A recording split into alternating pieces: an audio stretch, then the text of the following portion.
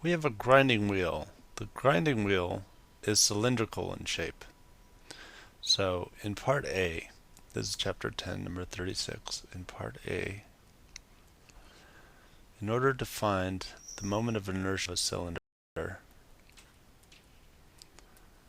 is 1/2 mr squared.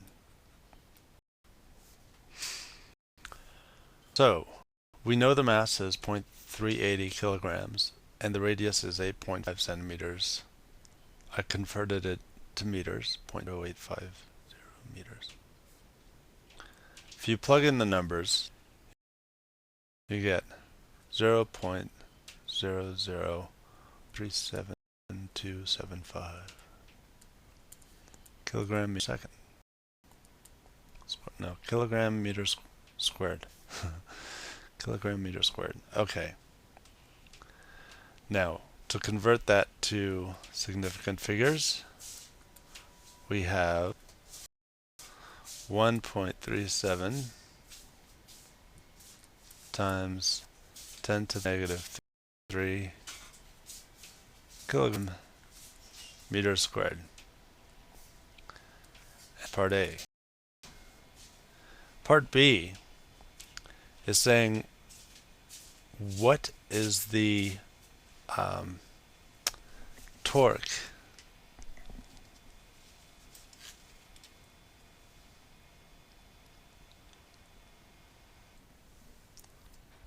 the applied torque. In order to find that, we need to know what the applied angular acceleration is necessary.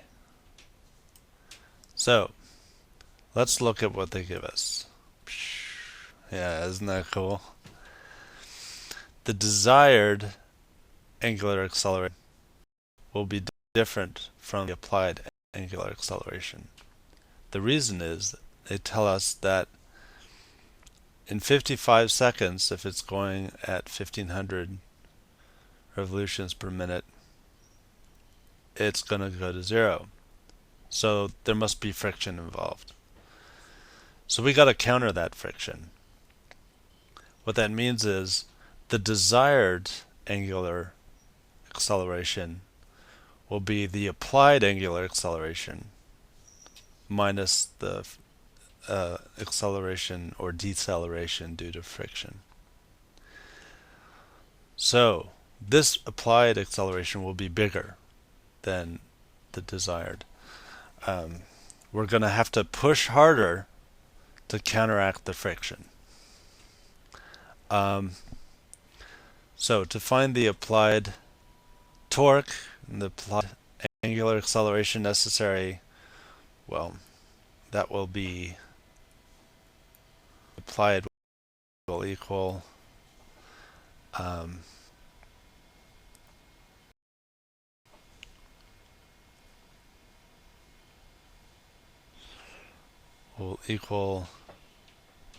the desired plus the friction.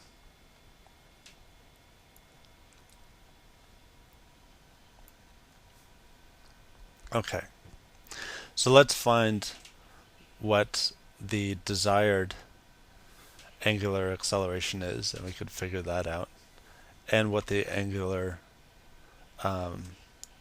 deceleration is due to friction. We can figure that out with this information. So with this information,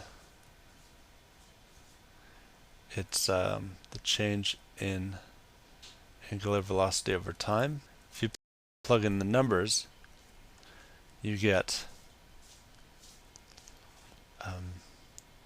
36.6519142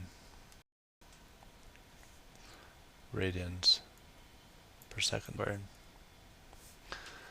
Over here, due to friction,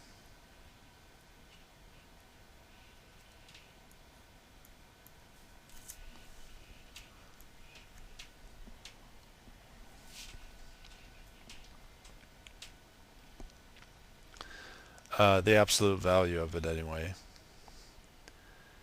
is 2.855993321 radians per second squared.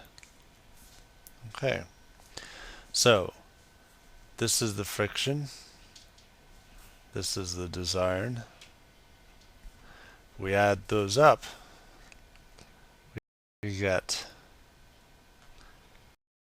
39.507.90761 radians per second squared. Next step is to find the torque.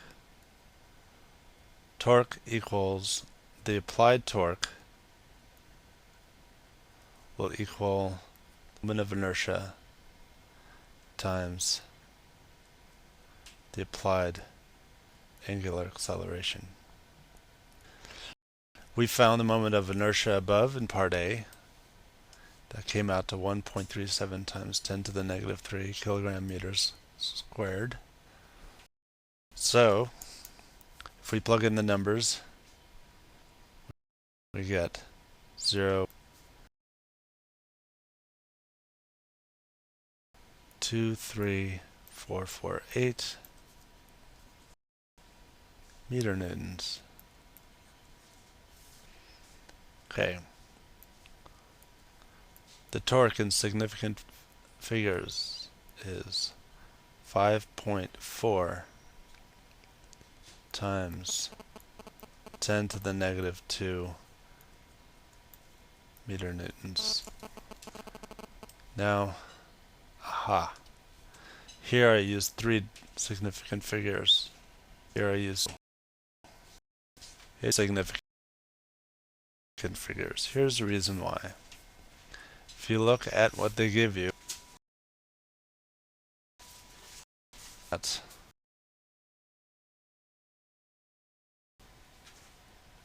every number they give you is 3 significant figures, except for this guy right here, 1500 revolutions, 2. So the answer is really 2, since one of the numbers has 2 significant figures only. That means all of your answers have to have 2. And you're done.